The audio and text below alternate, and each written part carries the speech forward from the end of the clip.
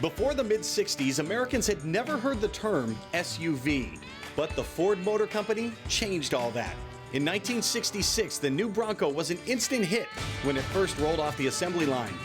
Now, a group of craftsmen in this small shop is looking to rekindle that 50-year-old spark. They're bringing new life to an original Bronco and giving it modern-day technology underneath. Their mission? Make an American legend even better.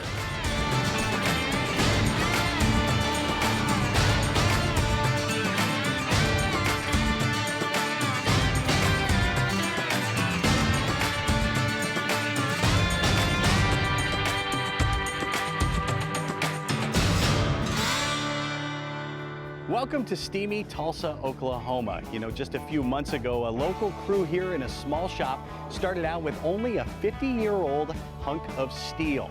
Well, their mission was to set out to create a vehicle that looks just like a 1966 Bronco, but drives just like a new sports car that can also go off-road. One of the biggest challenges of this project is shoehorning an enormous modern-day power plant into a truck designed before anyone could even imagine the kind of power and technology we have today. That's what's at the core of this Bronco build, modern technology in a vintage vehicle. The customer donated his authentic 1966 Bronco, which had seen better days, and the crew at Brand New Muscle Car set to work immediately. They made sure the antique body looked as good as new, patching and repairing any holes and imperfections. Okay. The original Bronco was a capable off-roader for its time, but technology had passed it by. Our Bronco got beefy new shocks and a suspension system that can handle the lifted vehicle and enormous tires. Seam seal was brushed on just like in the old days, and after that, the Bronco was ready for a beautiful coat of black paint. In our last episode, the crew made some modifications to the engine compartment to make room for the enormous engine and transmission combination. And now that it's in, there's the matter of wiring and plumbing and lots of small details. Also, I don't need hose clamps. Clamp Tight has that covered, but I do need some caps, that size and that size. All right, back at it. David's the project manager, so in the end, you know, the goals he set are the goals I need to meet. And we go back and forth probably 5, 6, 7, 8 times a day on how things are going on what particular car, make sure, you know, the customer's goals are being met, the vision's staying the same. We kind of split the duty on parts. He does the bulk of the parts, and I order the specialty parts. Like if I need a set of headers, I'm the one that does the research, you know, find out what works best, order it. Or if we need a part right here, right now, can't wait on it, I'll take off and go to a local speed shop or parts store and get what we need. Thank you for calling O'Reilly's. This is Misty. How can I help you? Hey, Misty, it's Richard down at Brand New Muscle Car. Hi. Hey, can you lay out a couple of gallons of antifreeze and a quart of brake fluid for me, please? Sure. Anything else? That's it. We'll see you here in a few. Alrighty. Thanks. Hey, Misty. Hey, Richard. Brake fluid and antifreeze, please. Yeah, I've got it ready for you right here. You guys look busy today. Yeah, we're pretty busy. It's that time of year, isn't it? Yeah, summer's always pretty busy. Awesome. Paperwork. Yep, always got to have the paperwork. Of course. Thank you. You're welcome. See you later. Bye. Bye. It started for me when I was a kid. I just kind of gravitated towards it. Probably one of the biggest influences, my oldest cousin had a 69 Roadrunner 383 4-speed car. And I remember the first time I saw it, I was just like, holy cow. I think I started my first job actually in the repair industry when I was 19 or 20. Started off doing brakes and suspension, had to borrow tools. I didn't have my own tools. I've been lucky, I've worked for some really smart guys, and I've worked in a couple of shops that were really well run. So I learned the right way. I learned from somebody that had already been doing it for 20 years instead of figuring some of it out on my own, like much of it. The styling on this Bronco will reflect the original 1960s look with a modern twist. But some cars, well, they're just made to be left alone. In the world of restoration, nothing is more rare, more valuable than Mopar. And this car is really special. This is a one-owner, 1970 446-pack RT car. Husband had it since the very first day. He passed away, and now the wife is restoring it for the son. The first time the son will drive it will be after we finish restoring it. We're gonna make it look like brand new, put it all back to factory, completely stock. Personally, that's my favorite thing to do to a car. For us, it's a real honor to be trusted with a project like this with a family. We're just humbled to do it. So I'm a Mopar guy myself. I love Mopars. And a 70 Challenger 446 pack like this is one of the most iconic cars that was ever put out there. I mean, basically the most iconic Mopar is the Hemi, and the 446 pack's got to be right behind it. It was always a special car to me. I like the Challengers better than the Cudas personally. I mean, not everybody does, but I do, even though they're basically the same car. It's really cool for me to be working on a car that's this iconic. To me, this car is even cooler than a Yenko Camaro.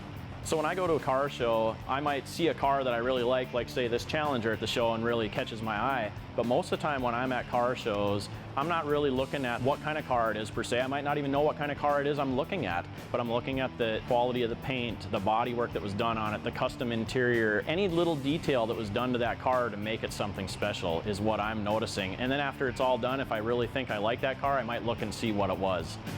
There's still more brand new muscle car on the way.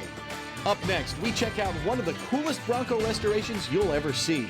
And Richard and Omar get a little help from their friends before they fire up the engine.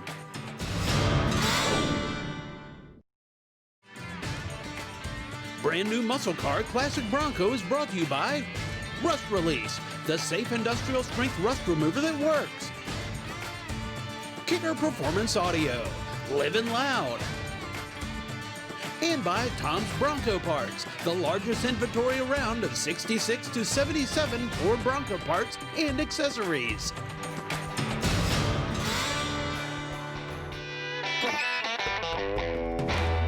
I bought it from a farmer in Lehighton, Pennsylvania. It was a rusted out plow truck that had not been registered or off the property in over 20 years. And there were wasps in every hollow cavity. It was quite a mess. So that was a big learning experience for me. This is the first car I've ever restored. It was a bucket list thing. It will be much easier the next time. A lot of lessons learned along the way. I had a lot of help, actually. I'm smart enough to go to the people who know what they're doing for the different components. So it's not like I dropped off a shell of a car and came back 2 years later with my checkbook and picked it up.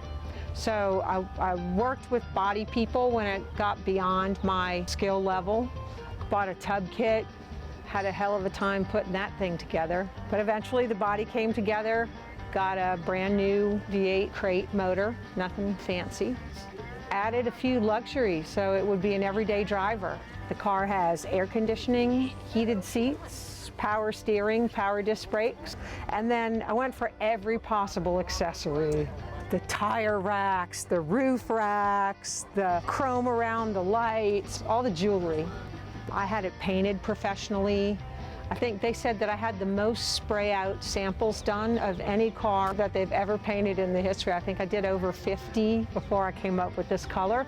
And then I still couldn't commit to the color, which is why the sides have the big Wimbledon white. I was inspired by a Bronco that I saw on the internet. Full-on wood interior. I very carefully chose the leather colors and the cherry wood, and then I'm an archer, so I hung my bow from the ceiling. I love the way it came out. Hey, Morgan. Morgan. Yeah. You need battery cable ends? Yes, sir. I'll go get them right now. And what battery are we using? Well, do you want to use a top post or a side post? Well, if we do a side post, we got to have it oriented correctly, don't we? Mm-hmm. Top post, then it's all like this. If it's side post, then you know what I'm saying? So you want a top post or side post? Whatever you want. Just get whatever you want. I'll be back. That one's backwards. You want to take a picture like that? You remember? No, I can remember that long. So battery and cable ends. What else? More coffee. I think they call that motor oil down at O'Reilly's. I'll see what I can do. Don't forget the donuts. Omar's a jokester. He's always laughing. Actually, he kind of gets me out of bad moods sometimes. Always joking, always laughing. He typically takes a lighter heart at looking at some things, but he's a pretty steady guy. Yeah. Ground. We could ground. He's not that kind of guy that's got an ego where he goes, well, I don't need anybody, I'll figure this out. He's the kind of guy that's gonna, looks at something and goes, I don't know, maybe I ought to ask for another opinion, and he'll go get me. And I'm the same way, and that's why he and I get along real well. All right, just finished doing my wiring, now my gauges and my radio. Now we're just gonna put it on and see what it looks like.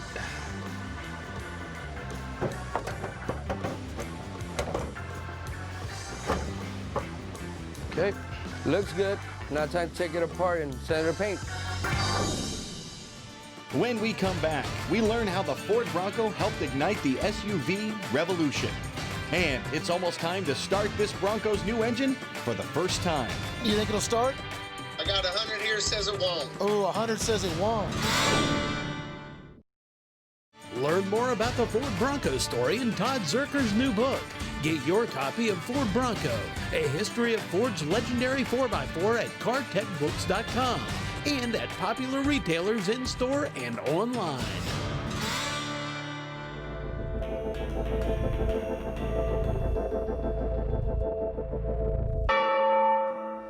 The utility market when the Bronco was introduced was about 40,000 vehicles per year.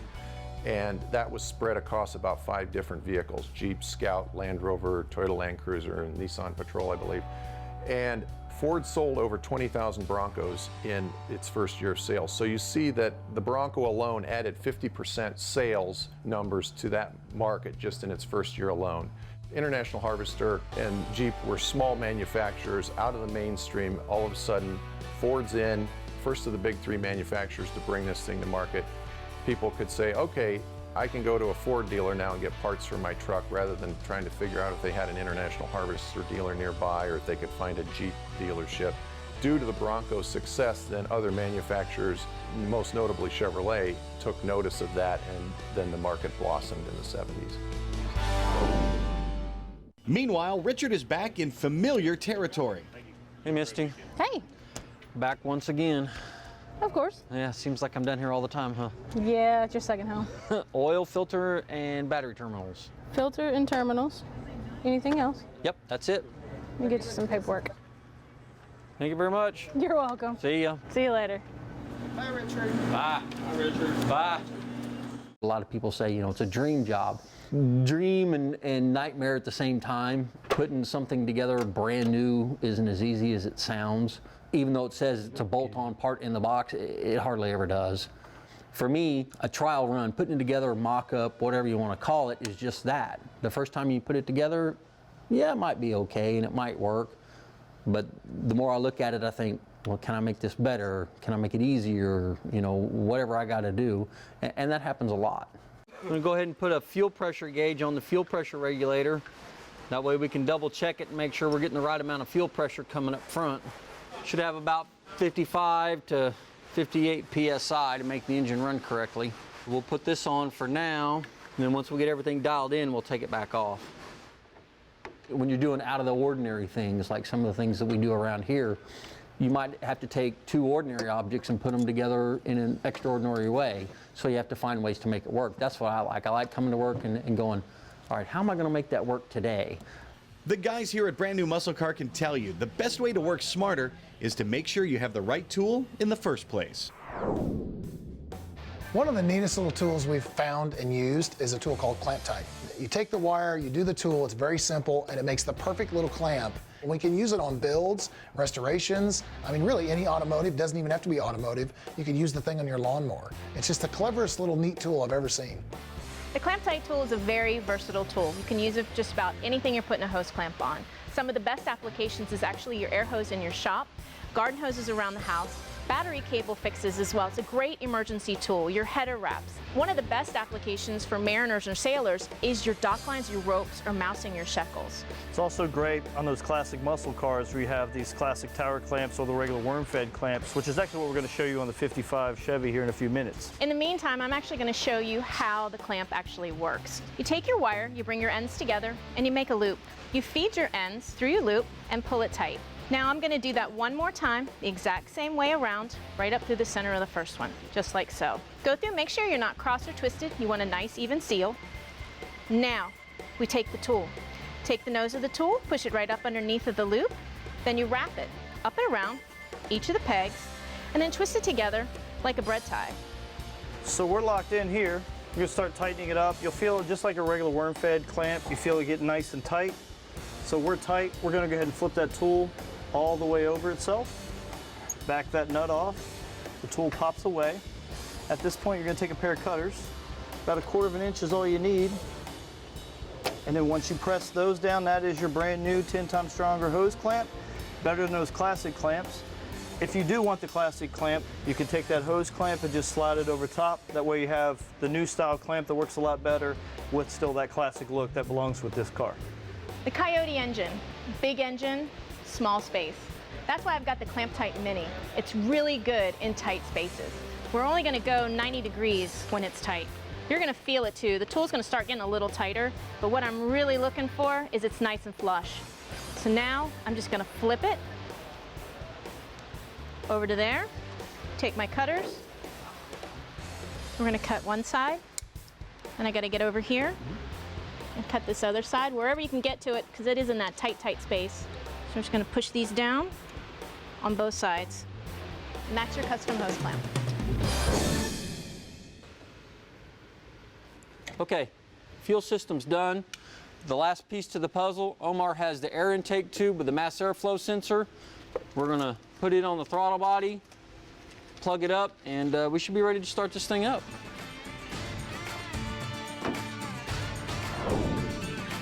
Coming up, Troy's talent extends beyond cars and trucks. Plus, this Coyote comes to life. Turn it on. Let's light this candle. Hit it.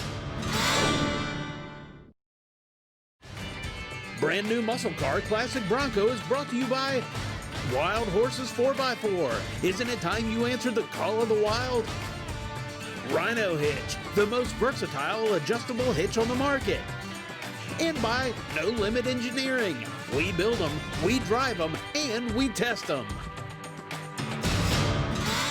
When you come through the doors at Brand New Muscle Car, you never know what you're going to find. Projects from the big to the small to the weird. You never know what you're going to get.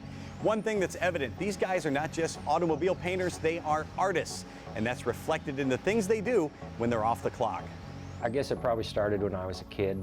Enjoyed drawing, sketching, stuff like that. Working on models, typical gateway stuff to art. I owned a car, decided it needed a paint job, so I did that and then started taking it in Votech in high school and stuff. Is where I got my start, actually. Started doing custom paint work and then got involved with custom artists, pinstripers, 2 different things is how I kind of started going this direction. I've kind of come into a market where we do, I guess, garage art, house art. Probably the thing that sets me apart is the panels that we use. We hand cut them, we make them, put the borders and stuff on. So we'd start with decks that are just plain like the silver one, and then we'll candy them a certain color, whatever color we decide, and then start doing the various kinds of artwork. Obviously people have different tastes. They like that kind of art versus the old traditional. A lot of people just like this because it's plain. They can pick certain colors out to match their interior, their house, or their garage, or just whatever. Really, I have customers from all over the country. They usually get a hold of me through the internet. Painting cars and stuff is your daily job, and then this is in the evening where you get to kind of relax. You do what you want, whatever color, whatever shape, whatever size. You know, there's no deadlines, no guidelines. You just kind of have fun and just go with it. Okay, yeah, it sounds good. Okay, bye. Well, we're getting ready to do the engine start, and Brandon, Dustin, and Jared are at Exalta Paint School. They're getting their Master Paint certification, which is great, but they're not here. So we're gonna have to dial them up on the iPad and see if we can get this engine to start. All right, that's it. Well, let's put some gas in this bucking Bronco and see what happens. All right, let's do that. There's no cooling system in this Bronco yet, so they can't run it for too long. Just a splash of gas, and they're ready. Okay, we got the guys on the East Coast. We're getting ready to start the engine. You guys ready? Oh, yeah. Let's do it. Has anybody got any money on it? Hey. Oh, there it is. Get your money out. Do you think it'll start? I got 100 here says it won't. Oh, 100 says it won't. What do you guys 100 think? says it will. You guys got some money? I got 40 on it. Okay, all right. Richard, Omar, do your thing. Key on. I got no fuel leaks. Hit it.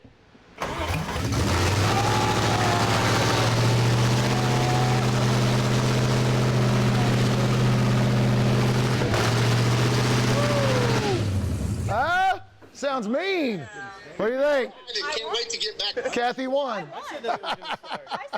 I said it was going to start. Here, did? somebody come get it. I mean, Woo! There you go. Come get it. All right, guys. Go back to paint class. Learn something, would you? Thank you very much. Good work, good work. Good work, boys. Good luck. All right. See ya. There you go. Nice, man.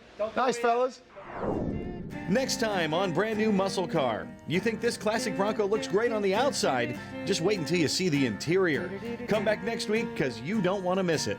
But I got a lotto ticket and a case of beer, Ford Bronco and a green John Deere, a loyal dog and an old guitar, a little moonshine in a mason jar. I got a pair of boots, worn out jeans, my own little garden with some beets and beans, big front porch with a rocking chair, so much love that I can share.